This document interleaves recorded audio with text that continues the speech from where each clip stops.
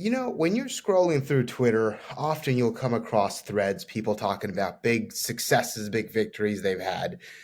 A few weeks ago, I think, or maybe months, I was scrolling through and I saw this guy who was talking about how he had sold one of his companies for $200 million to Microsoft and how he did it. And the first thing that came to mind was, all right, it's cool. This guy's talking about going from zero to an exit in 18 months. Microsoft's buying his company out for 200 million. I wonder what the full story is, because obviously these threads tell you about all the successes, but they don't really always give you the full story. Like, how did you pick your co-founders? Did you ever think it was going to work? How did you come up with this idea that actually there are all these different things? And I searched his name up and I thought maybe I'll go find some of the interviews he's done. And surprisingly, no one had really gone him to elaborate. I thought, man, I've had so many guests where I've actually gone into their journeys. Like we had Jared Butler. He was an alcoholic from I think 22 to 27 years old. He gets out, builds this company, exits for $2 billion. Everyone who interviewed him focused on the $2 billion exit. No one talked about being an alcoholic and how he got out of that pit to go to that exit. So that's what I want to do today with my guest. So without further ado, Kevin, welcome to the Builders and Funders Show. Awesome, man. Thanks for having me. Absolutely. It's a pleasure having you. I want to start by taking you back to 2013. Acompli. Yeah. Tell me about the story. Take me back to that moment. I think you talked about another podcast how you founded it with just a couple of your friends. Like, take me back. What was that period like in your life? Yeah, so it started with two other gentlemen, so Javier and JJ. And JJ, actually, it was crazy. So we've worked together now 25 years. We're working on a new company together in the AI space. And we were office mates. So, imagine us both kind of getting our first jobs in software in Silicon Valley and becoming office mates and working together at that company and then continuing to sort of, stay together, right? And so now 25 years later, I think we're on like our eighth company together. And it's been really fun. And then Javier, one of the companies that JJ and I were part of an acquisition that went into, it was a company called Zimbra that got acquired by Yahoo and then acquired by VMware. Javier was actually the kind of lead CTO or of the group that acquired us. And so we got to meet him during that process. And then he was doing entrepreneur in residence, as was I, at the same time at Redpoint. And we got to talking about, kind of different ideas. And at the time, there was a company called Mailbox that had been acquired by Dropbox, which was the first kind of email app that had the notion of a swipe. They were kind of the ones that sort of invented like, hey, swipe to do something like on an individual row. Like everybody had done swipe on the phone, but they had really taken that gesture to say, hey, you have a row of items and swipe it. But they had built it just for Gmail. And we were like, man, we've been building email for all these years. And we're like, no. Most of the people that use email don't use Gmail. They use, especially people that pay for it, they use Microsoft Exchange. And so we're like, what if we built an email app that worked for Microsoft Exchange, but had all the cool sort of consumer sort of features that people loved, but also kind of worked for businesses. So JJ, Javier, and I started Acompli together with the premise of, sort of building email that people loved, but, IT also was part of, right? So there's this notion back in the time of like this consumerization of IT where people were now users were going out and selecting software for themselves versus the old way where you got to work and they handed you a laptop, they gave you all the software you had to use, and that was it. So it was this notion of like, loved by users, trusted by IT was sort of our tagline, where it's like, hey, we built all the right trust and things that an enterprise IT team would want in their app, but it was an actual app that IT loved. Because at the time, apps were given to you by IT and people didn't love them. They just had to use them because that was IT. But that was sort of the genesis of it, and kind of took off from there. Mm-hmm. Absolutely. You mentioned JJ and Javier. These guys, they're your partners. JJ, you're on your eighth company. That's incredible. How do you, because there are a lot of people who think, man, I'm going to start a company someday. And they just select the first guy they know at work who kind of they click with. Was that the case? Or how do you develop such a relationship that's like, you didn't just do one company together. You didn't just do two companies. You've made hundreds of millions of dollars together, but also you've like had a successful relationship that's lasted more years than I've literally been alive. How do you do that? Yeah, no, I think when we met, both of us were single, neither of us were married, neither of us had kids. At some level, it is by far the longest professional relationship I've had, but potentially even one of the, other than my family or maybe friends from high school or something. but I've definitely spent more hours with him uh, than almost any other human other than maybe my parents. Um, and so literally it was by chance. We were assigned to be in the same office, right? So I don't know who was there first or who, and I actually don't remember. Like, was I in the office and he got assigned, or we both moved together? But we, in this kind of corporate world, in the late '90s, you'd get assigned an office, and if you were, fancy and the boss, you got the corner office, and then you kind of like worked backwards from there. If you were just a lowly engineer, as we were, early engineers, you'd get assigned two, sometimes three to an office to kind of stack in there. And so the two of us were assigned an office together, and yeah, we are just very, somewhat different, but also at the same time sort of shared a lot of connections around what we were building, and then continued to say, man, it's the old joke was like, you find people that you like working with them, and you should do that again, right? And I think it's surprising when I interview people, especially managers and people that have been in the Valley for 10, 15 years, and being like, wow, at your last company, how many people on your team had worked for you at a previous company? And surprisingly, in many, many cases, the answer was zero. And you're like, wait, why is that? Like, why would you not move to a company and hire and bring all the best people? Well, there's two ways to answer it. One is you didn't think of it. The other one is those people don't want to work with you again, right? Which is probably the scarier response, which they would probably never admit. And so for us, it was like, hey, you find good people and then you kind of work for them forever. And if you look at Acompli, and then successfully we went into Instacart, a lot of the same people continued to work with us. And even today on our businesses, I'm building another business with a gentleman who we've worked together for 16 years. I hired him off Upwork. I've never met him in person. Crazy. But yeah, hired him for like $5 an hour on Odesk. It was before Upwork, and now we've worked together and we're, working on a company together 16 years later. And so I think part of it is like you find good people and stick with them. And I think that trend or trait surprisingly not followed as often as you would hope or think. And to your point, people do find their first technical hire, their first business hire or partner, and they just decide that, that's convenient. But I think you should be a little more picky, just like when you're, trying to select a friend or select, a partner, right? Spending time on it. And look, people make wrong decisions. They have to change. And individuals in those relationships change, whether it's business or personal. But I do think when you find something that works, like why not double, triple down on that and continue to go after it? Fascinating. We had Phil Fraser on the show not too long ago. He had built this company for 17 years with his wife. And I asked him, I said, most marriages aren't successful. Most partnerships aren't successful. You've made millions of dollars. He built one of the largest, I think, online kind of bingo platforms in the UK. I asked him, I said, how'd you do it? With your wife of all people. He's like, well, we know our roles, we know our differences, and we just stay in our own lanes. And thought, that's interesting. I'm sure with JJ and Javier, you've had tough moments, you've had tense moments, uncomfortable conversations.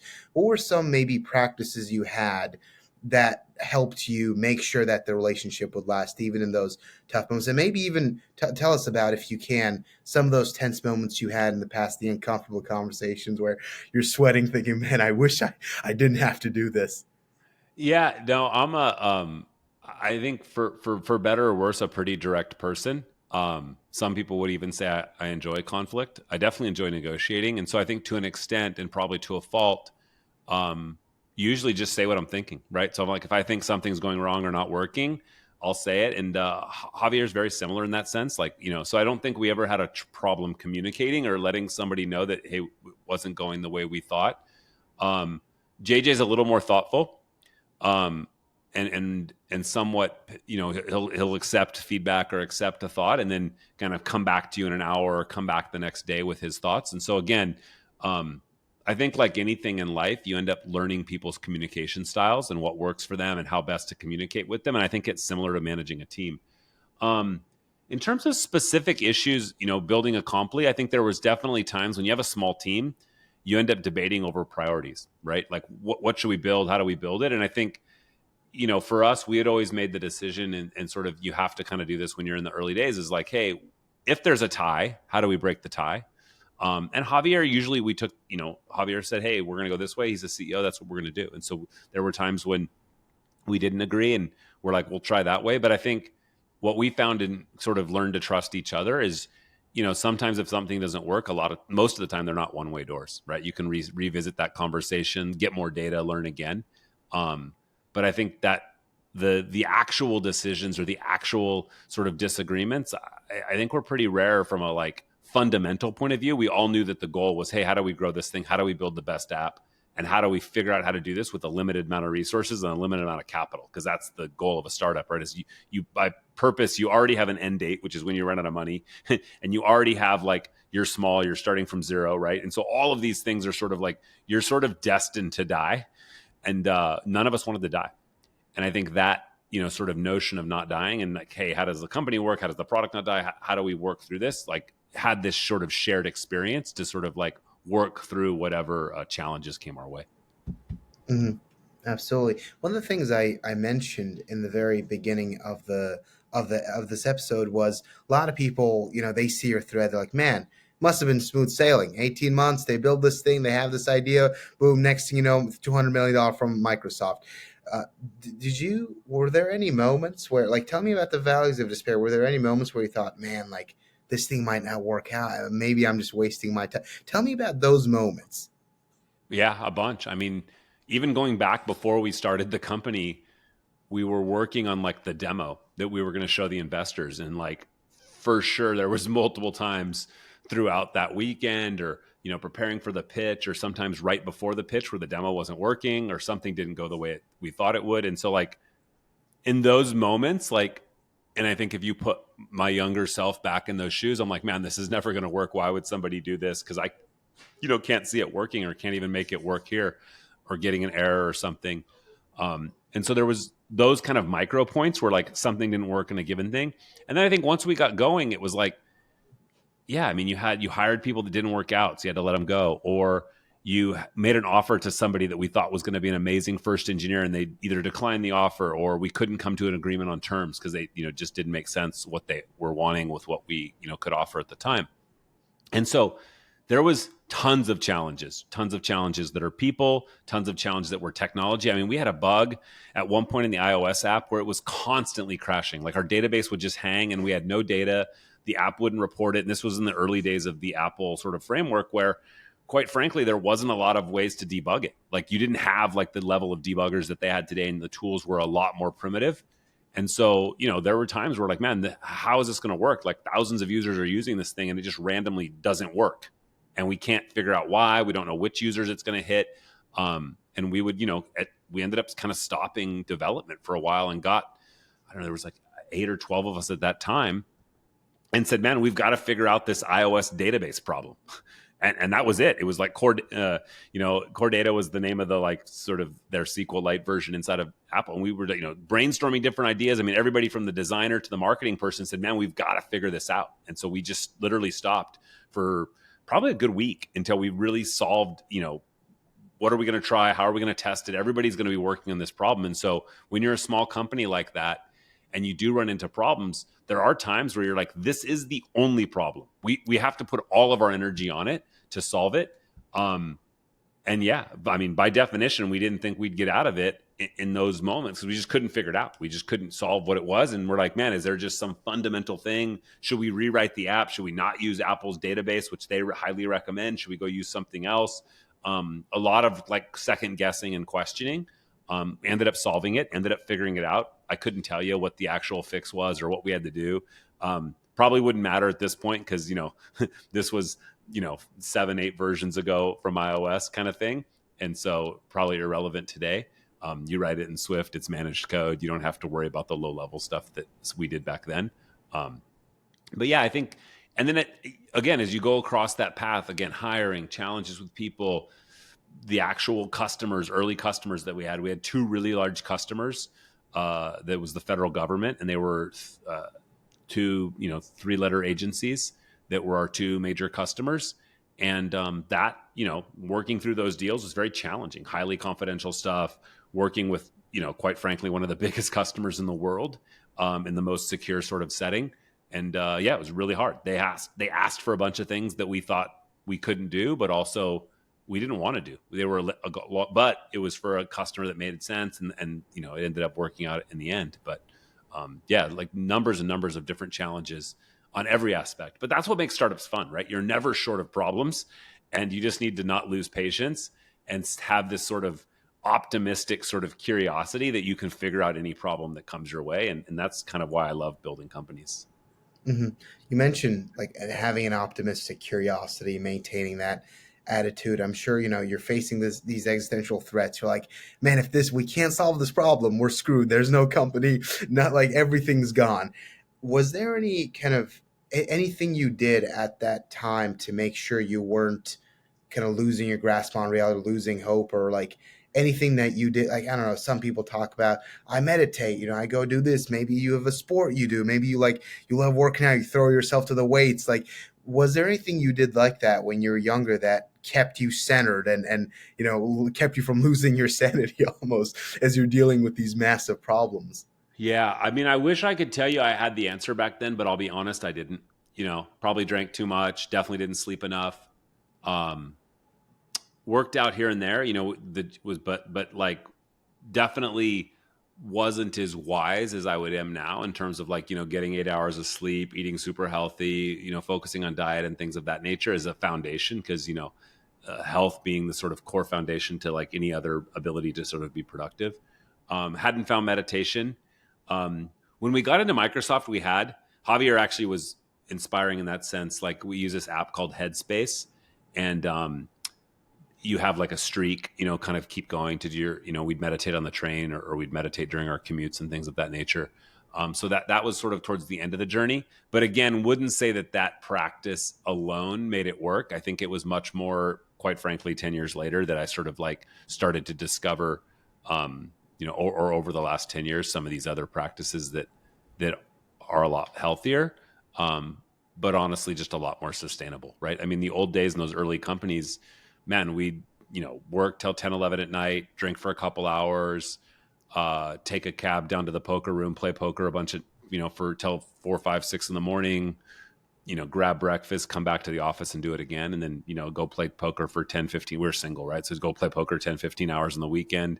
There were times where they asked us to leave the poker room, because you couldn't be in there a continuous 24 hours. So we'd go sit in our car for 2 hours and then come back in and check in again.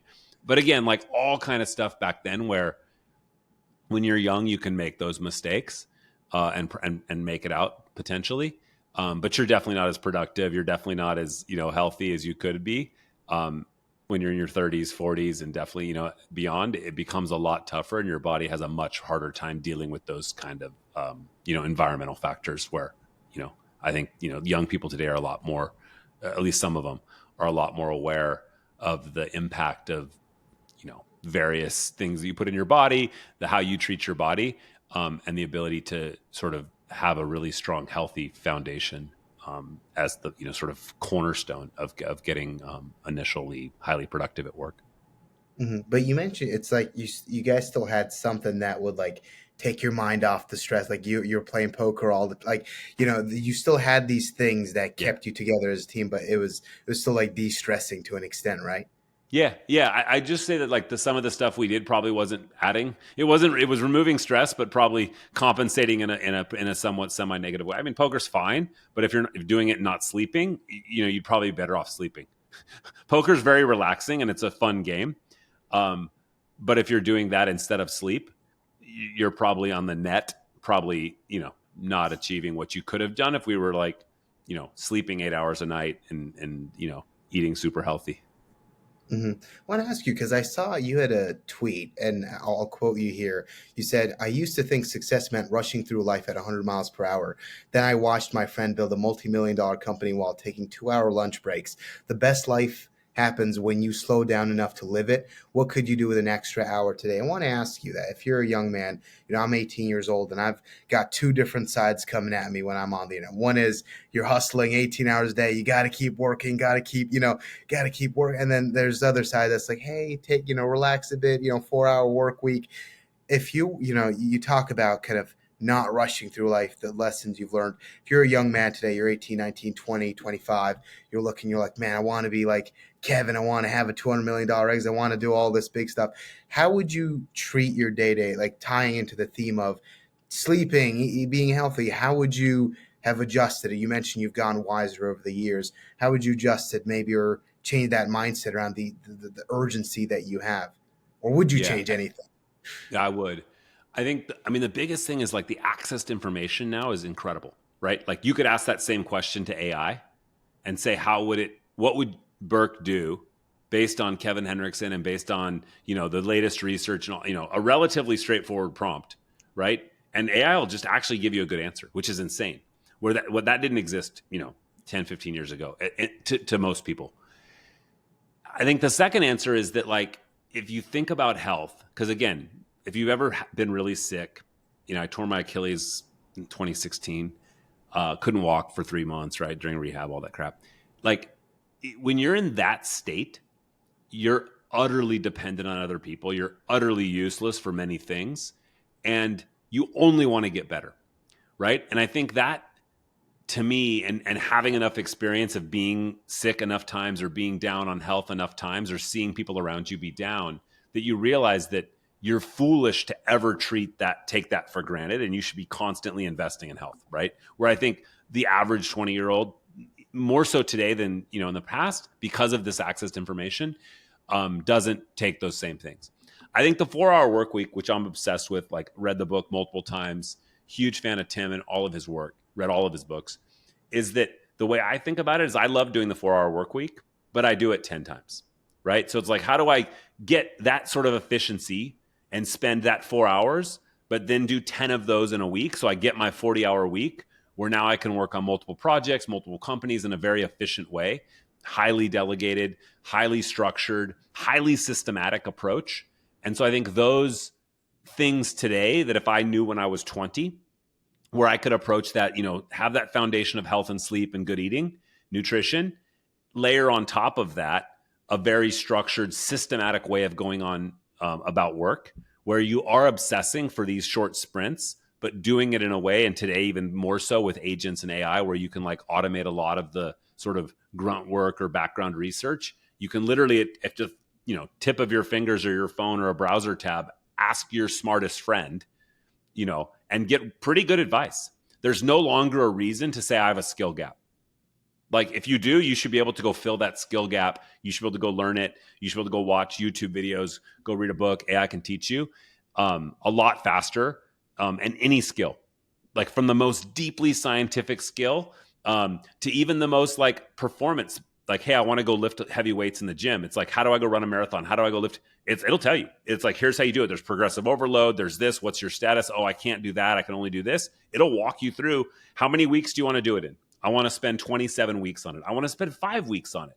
And it will adjust that. And now, none of us are all, that's not going to put you in the Olympics probably, but it'll put you at a level dramatically higher than like a random keyboard warrior sitting there, reading TikTok videos, right? And I think that's the piece today that, sitting in a doctor's office a week and a half ago, half the people are there. I just hear it in the background, scrolling TikTok, just listening to this mind rot of like random videos. And you're like, man, if you would actually put your mind to just asking 2 or 3 really strong questions and letting AI sort of walk you through a structured way to approach that and having the discipline to follow that day in, day out, you'd be way farther along, right? Just do the work, right? Put in the work and just follow a system and pick a path.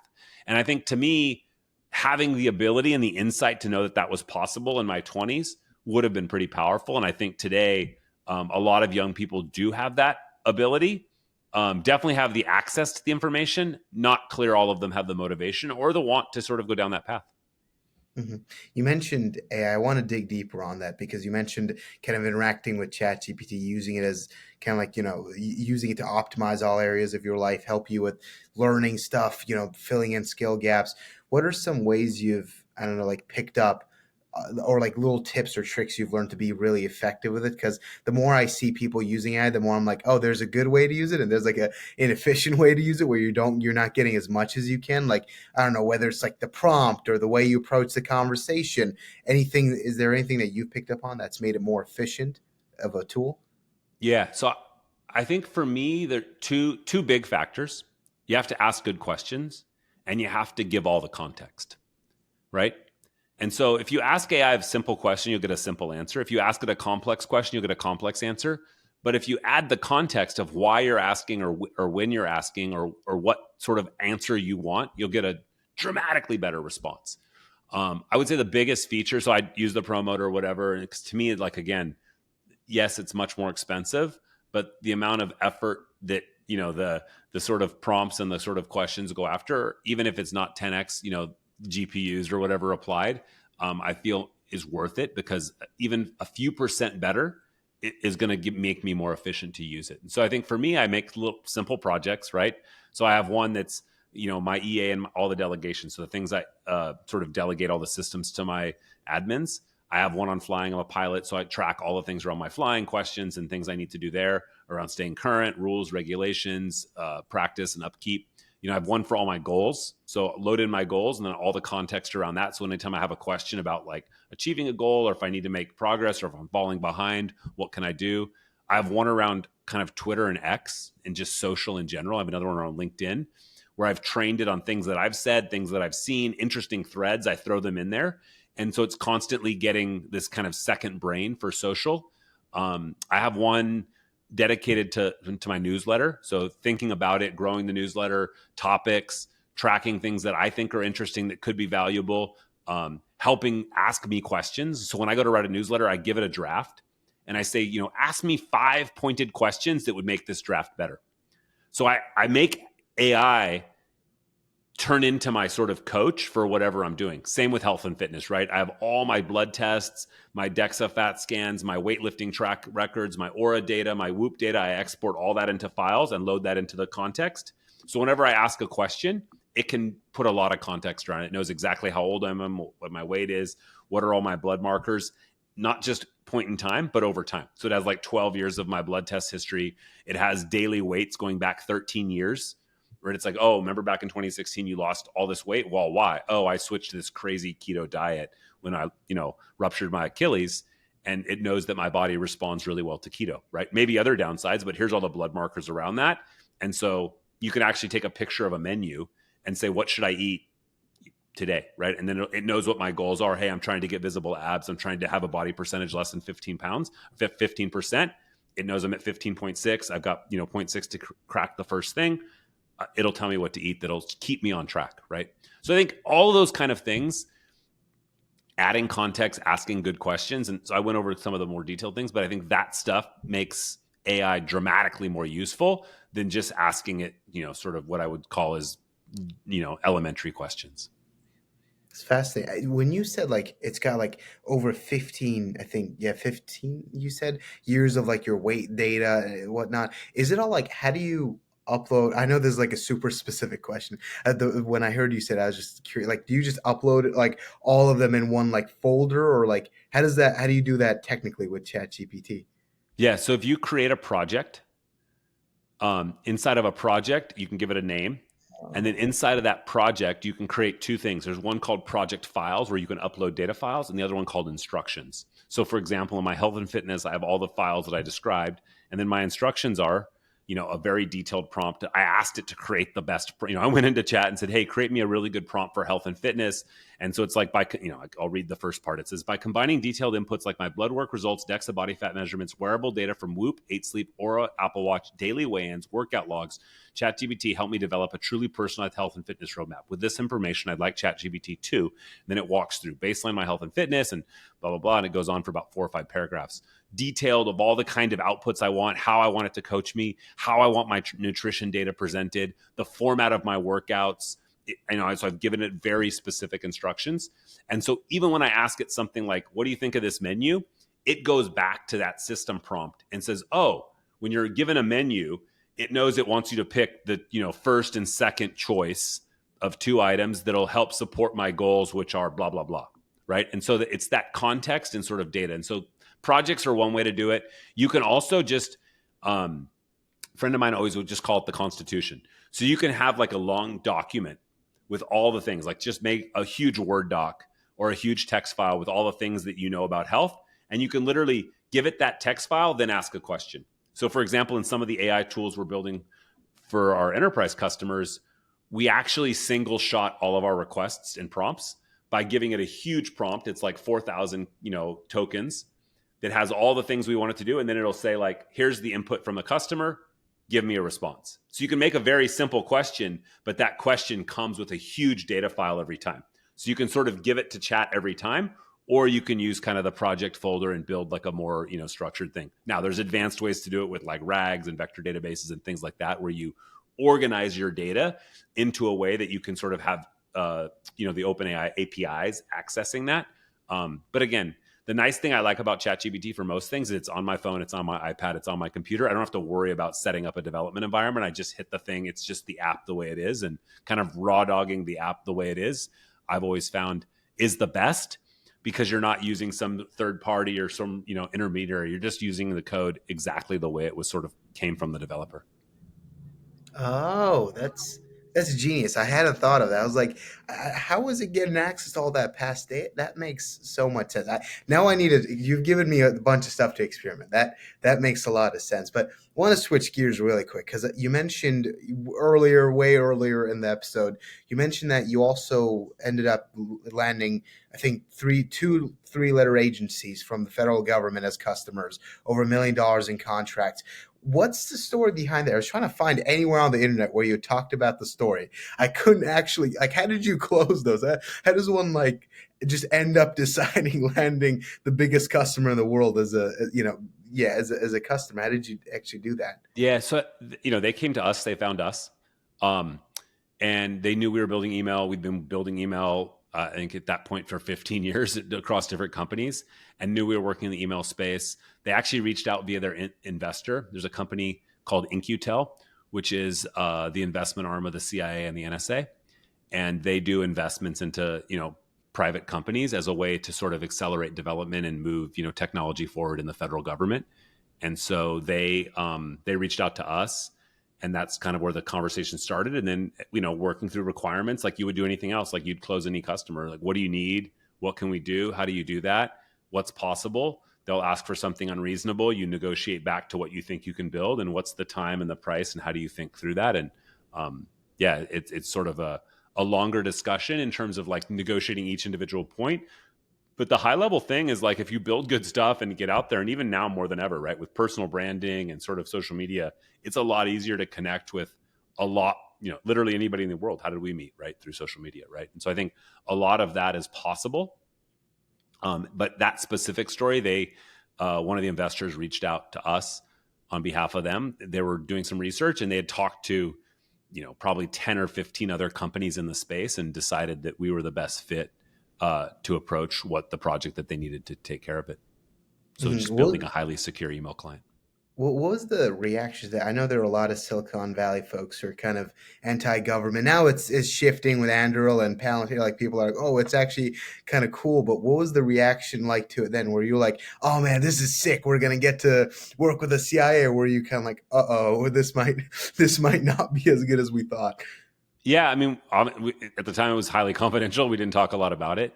So I think that, prevented, I guess, or from getting reactions at all. But I've always thought about most of the technology stuff that we're building, like literally anything from Twitter to all of email, any new platform is always attacked by bad actors. Why? Because they've been banned from all the other platforms, right? Like when we launch an email client or an email company, bad actors would come use it to spam, to do illicit things. You see the same thing today with crypto or some of the early stuff with Signal or Telegram. Why do they use those apps? Well, they've been banned from using, Gmail, or they've been banned, from using, Microsoft Outlook, right? There's a reason that people, sort of illicit activity and sort of sketchy stuff moves to these new platforms, because they're by definition new, so people want to try them. But they've typically been pushed out of the sort of regime. So when I think of these sort of opportunities, right, you can build a hammer. Hammer can be an amazing tool to build houses. It can also kill people, right? And so, like, all of these things are tools, right? And so I think whether it's a hammer or whether it's technology, there's always going to be, some ethical-ish decision of like, hey, is this right, or is it used for the wrong terms? But at the end of the day, I don't think the hammer maker gets a lot of bad raps because, hey, they're using this for bad. Now, can a computer do more and more scale and has more accessible? Sure. Can AI do that? Even all of these things come out in various decisions. But I think from a technologist point of view, Like, are you building useful technology that's useful? And then what are your customers? I think is an important question. And that's just a very deep business decision in terms of both the culture that you're building for the team and also just how you're thinking about, how you want to go to market broadly. Mhm. Kevin, we talked a lot about Acompli. I want to ask you, after the exit, I think you also mentioned in another podcast that you started angel investing a little bit, Yeah. investing some money into different startups. I want to ask you about that transition because you had fundraised for Acompli. You were an entrepreneur up till that period, but then you kind of transition over to now also writing checks into startups and now thinking a little bit like an investor as well. I want to ask you about what that shift was like and maybe what you learned and maybe what some of the big investments you made were and how they kind of turned out. Yeah. And I actually started before. So when I had made my first money was when Zimbra was acquired by Yahoo. That was the first kind of material sort of um, access to more money. And at the time, I had always had this hobby of like interviewing for VP of engineering at various roles because hey, I was leading engineering teams, so I get a hit up all the time in the valley of like, hey, come be a VP of engineering, come be a CTO, and I would do these interviews. With a pretty low chance. Like if I found a unicorn one that I loved, I never went, right? I interviewed at tens of companies. And every time I always got this feeling that they were telling me all the good reasons, right? And you ask a question like, well, what's happening? Who's leading the team today? Where did that person go? And you'd always get kind of squishy answers around like, why is this role open? Right. And so I thought, I was like, man, I want to go get an MBA. I want to do business. I want to like continue to build companies. And then I had this kind of thing. I was like, man, I should just try angel investing. So I literally went on to Angel List and started just clicking until I got some company to accept $2,000. And the first one did. And once the first one took the 2,000 and my profile went from like, I'm an now like random person on Angel List to like, I'm an investor and here's the like company. It doesn't even say how much. I only put in 2,000.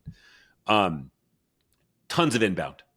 And over the next probably 3 or 4 years, I talked to more than 100 founders, got pitches, and it was like the best education. So that same probably 250 grand invested across maybe 10 or 15 deals that I probably did over those next few years.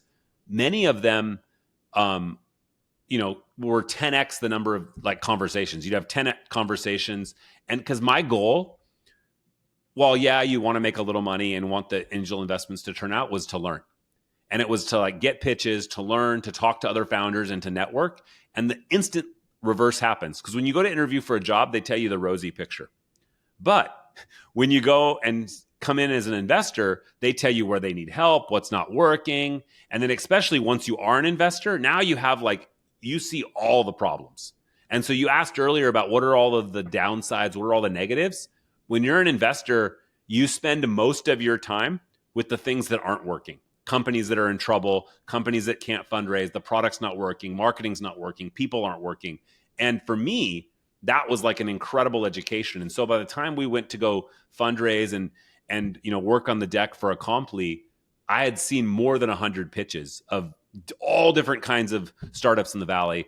And I probably like slowed down some of my angel investing over the years. And in the last few years, I've done very, very few, to be honest. Partly because like for me, I enjoy building companies more than I enjoy investing in them. I still invest in my friends if they come to me and things like that.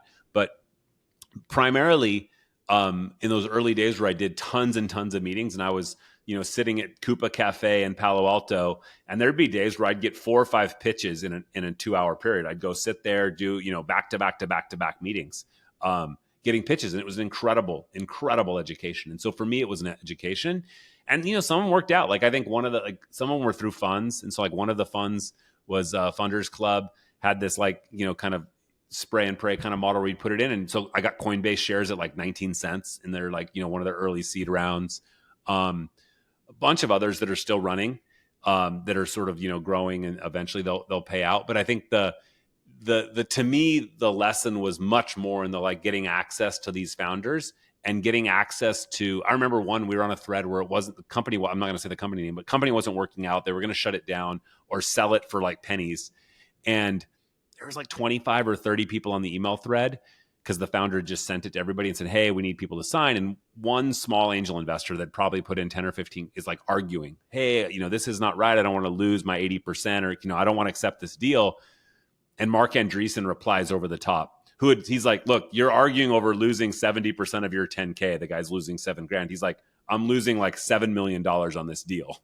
Like, yes, it's Mark Andreessen, so the wealth between him and it's his fund versus the Angels' personal funds. But it was just a really interesting sort of to watch those two sort of, go at each other. And, it was just a very different sort of world that I'd never experienced, to see like the internal sort of debate of founder wants to sell, and some angel investor who was a relatively small, probably one of the smallest checks in the deal, was trying to block the deal or cause trouble. And generally these deals are like, they don't actually need the small investors to sign. It could get approved by the big investors, but it creates a lot of liability for the founder and for their acquirer to not have 100% of the signatures and everybody agreeing. And so, but to me, all those are lessons that I saw, like, hey, be careful. If you have small angels on your, cap table in the early days, like that could become a problem later if some small single person is inaccessible or for whatever reason just doesn't want to agree with the majority. It could cause problems. You mentioned you took a lot of the learnings from that period and applied it when you were fundraising for Acompli. I think you guys raised about $7 million or so. What were those learnings? What were those specific kind of practical lessons that you took and applied to your team when you were fundraising? Yeah, I think the first one was keep it short and simple, right? Like you don't need like these 40, 50 page, slide decks. Like they're just too long, right? So it's like 9 slides, who are you, why now? And, how are we going to go get this done? And what are you going to use the money for? Right. And some version of that. And you see these really, really long discussions and tons of data. And I think it's interesting data to have, but a lot of the best companies are, it's like the right people at the right time on the right product, right, for the right market. It's a pretty simple pitch. And either the investor is going to click in 25, 40 seconds and be like, I got it. Or they're going to be like, now they're just phoning it in and not paying attention. And so to me, when you saw a really long pitch or really detailed thing as the pitch, and you're like, it's not, that wasn't the closing factor. It was like, make it very clear while you're the right team on the right time with the right product for the right market. And like that sort of trifecta. And I tell my friends today, like they're going to leave their job and say, hey, I want to go start a company. And they're like, I'm going to go raise money. And I was like, well, if you don't raise 2 to 3x your salary as a minimum, right? Like what you're making, you're not even valuing yourself, right? And so what they'll happen, like, oh, I got like 5,000 from this person for a check, and I'm like, no, wait, but you were making like 300K or 200K at some startup, and now you're saying you're building this thing for 5,000. Like that just doesn't make sense, and especially today's world where it's so cheap to build companies. So if you are going to go raise money, make sure you're sort of setting a bar for yourself and holding a high enough bar, because what's happening is you're allowing the investors or the market to tell you that you're not the right people with the right product for the right market for right now. And that's what they're telling you by not saying yes to your deal. And so you either need to work on yourself, you need to work on your idea, you need to work on your market, you need to work on your validation and come back with a better story, rather than saying, hey, I'm going to go take a really small round and do, $5,000 checks as my like kind of way to nibble myself into a relatively small seed round when, that's like less than a year or two of your salary, or when you combine your co-founders, probably less than that. So, I mean, that's a big one. It's just, do you have the right pitch for the right time? And are you selling yourself short by accepting any investment versus holding a bar to say, no, I want to get something that I'm proud of, that really validates to the investors and really has their commitment that they're going to kind of go be with you through thick and thin as things go and, you get out in the market. Mm-hmm. By the way, you mentioned, one that I want to go back to one of the previous stories, and we're getting towards the end here. I was just really curious because you mentioned you see like Mark Andreessen reply to this email. I was like, dude, I'm already losing millions of dollars. What are you talking about? Like, just sign off already. What were some other maybe observations you made during that period about how some of these maybe larger VCs play and how they think? You mentioned in your previous response that a lot of times the investor is going to get an idea towards the very beginning of the call. Here's your basic pitch. They're already going to know whether or not it clicks in their head. And so, like, what were some other observations maybe you made during that period, especially working with people like Mark Andreessen? Yeah, I mean, first impressions make a huge difference. I think a lot of times having a really, really big vision, it's like, hey, I'm really going to try to, quote unquote, change the world or make something. A lot of time that's more exciting when you think of the portfolio of these investors, right? They're not looking to make a little bit of money every time. They're looking to make a lot of money on one or two really wild bets. And so they're super comfortable making 8, 9, 10 bets and having most of those go to zero if number 11, is a huge one. And so they make very, very portfolio sort of construction type models where they're like, hey, I'm looking for really big, audacious sort of founders and super aggressive big goals, knowing that a lot of those are going to fail. And I think that observation is like, they're not looking for this, like, hey, I've got a really straightforward business. It's going to need a little capital. It's going to grow really slow. Like, that's not a VC backed. It's not a VC backed. It's not a proper VC backed company from the way that, traditionally works. Now there's all different kinds and stages of funds and seed funds and accelerators. There's 100 different ways to go at it. But the traditional sort of like Menlo Park, Silicon Valley VC is like, no, they want to write a big check for somebody that's going to the moon. And I always think of that VC money is like rocket fuel. But if you put rocket fuel in my old beat up Toyota, it's going to blow up. If you put rocket fuel in a rocket that's not pointed at the moon, you're not going to reach the moon. You're going to hit the mountain or crash, right? And so I think the idea of like thinking about the VC money as rocket fuel, but it's only really good for the right kind of market, the right kind of trajectory. So you need to be pointed, at space. You can't be like, hey, we're just going to take off. No, you're going to, this thing's not pointed at the right trajectory. And you can't put it in a vehicle if the company is set up to be a lifestyle business or it's set up to grow really slow and like not consume a lot of capital. It doesn't make sense. And so it needs to be an idea and an approach that requires VC level investments. And I think that was probably one of the biggest lessons, because a lot of the things that I did as an angel investment that didn't work out were like, oh, this seems like a cool idea. And it did, right? It's like, oh, for 20, the kid's raising, the guy's raising, 200K, she's raising like a couple 100K, and, a bunch of us put in 10K. This thing never raises millions. It never really gets to Series A. It never really kind of gets to escape velocity. It never requires rocket fuel, right? Because the idea is not good enough. It's not big enough. It's not scalable enough. And so as a small angel investor, if your goal is to go and build, and angel invest in companies that become VC backable, your first mental model should be like, can this raise a big Series A? Because then it's sort of like up to the, kind of venture guys to take it from Series A to Series B to Series C. Angel investor is going to have a really small sort of seat at the table for that. So for an angel investor, your job at the kind of deals I was doing, which is, hey, you're writing, 5-figure checks, maybe a 6-figure check here and there, but you're not writing $1 million checks, is can this reach a point where the Series A or the next big institutional round is very interesting for the best and biggest institutional investors? And that's kind of where I see today a lot of the seed investors that I see that are successful have figured that out. How do we get something from nothing to like that first Series A, and how do they sort of guide that point? And to me, that's the biggest thing that I think a lot of people miss. And especially coming from alternative backgrounds or alternative markets where it's like, hey, man, I got something going and I've kind of got a little bit of revenue and a little bit of traction. It just doesn't make sense for that thing to, consume tens of millions of dollars of venture capital. And you sort of price yourself out or market yourself out of that sort of structure. Mm-hmm. Well, Kevin, there's so many rabbit holes I'd love to go down, but we're almost at the 50-minute mark. So for anyone who's like frustrated, like, why isn't Burke going down, like asking more follow-ups? I wish I could, but this will go on for 2 hours if I do. So last question for you, Kevin. What's one thing you wish I had asked you during this interview? What's one thing you wish people in general would ask you that they don't ask you?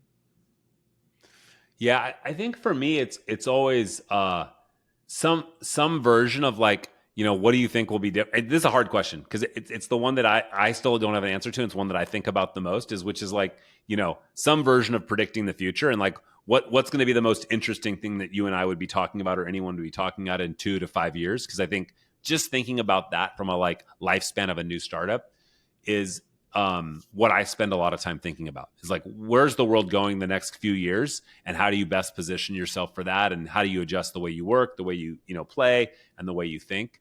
And so for me, I'm literally spending a lot of time trying to build a system and framework to help sort of ask that question every day, and use AI and some kind of an agentic sort of swarm framework, or just to keep asking the question of like, what new information did we have today that could impact the outcome in 2 to 5 years from now? And how do we build a system where it's not just the simplistic chat GPT stuff we just described, which was like take some context, ask a good question, and then in a few days ask another question. It's like, no. How do we have it constantly feeding things that we're interested in, and also re-asking the most important questions that you and I want to think about, which is like, what's the world going to look like in 2 to 5 years based on the things that I'm interested in today? And how does it know what I'm interested in, but also be able to selectively pick up the right amount of new information? So pretty excited about Grok 3 in particular because of the amount of real-time information it has access to. And, have some of the early sort of agentic stuff I've been playing with on swarms and stuff has been, just fascinating to see, the idea of going to sleep and waking up with 5 or 10 AI agents that have worked on your behalf all night, that have a bunch of new information to present you, then you can almost act like a board of director and sort of give them a few more instructions and then come back in another day and see, pretty dramatic sort of outcomes. How exactly are you doing it? You mentioned Grok, like models like that have access to real time information. What else are you doing? How are you, like you mentioned AI agents? I know we're like over the time here, but I'm just super curious because you mentioned them. Like, what Yeah, exactly so are there's you a bunch. like, Yeah, there's a bunch of different swarm frameworks out there. Um, I like relevance AI. I like some of the stuff that sort of just auto GPT, right? Just running it on my laptop and just kind of like some of the open source stuff's pretty cool. Um, the deep stake stuff's been amazing. So I have that on one of my gaming PCs, just running that and sort of tracking different ideas and just running it in a script and literally just taking the output, putting that in a file, and then feeding it back to it literally in a loop. Um, is surprisingly good results. I think Grok 3 is going to be interesting because of the access and how deeply connected it is with the social graph and kind of real time information. I think today it's pretty limited. You can't hit it aggressively from an API perspective. It times out a lot, or it sort of like rate limits you. But what I've been doing with that is sort of just asking it questions like, what were the most interesting things that have happened in this space? Taking that output and then feeding that into O1 Pro, and then letting ChatGPT like sort of go through that, and then taking the output of that, refining it with Perplexity, and sort of feeding it to different models and letting each model sort of do their thing to improve it. And again, just so relatively simple Python scripts at this point, running on a few different machines, just kind of, again, practicing, seeing what's possible. And then, when you see something working, but there's tons of new, there's all these agentic swarm sort of frameworks coming out, and most of them are designed to do sort of like simple operational things: play with my email, play with my calendar, go do something with a bunch of clicks on a spreadsheet. I think it's more interesting to sort of have it do things to ask the questions that I would want to ask in like a very deep, sort of iterative sort of format. And so for me, I haven't found one that does that yet from a pure sort of SaaS, or hosted point of view.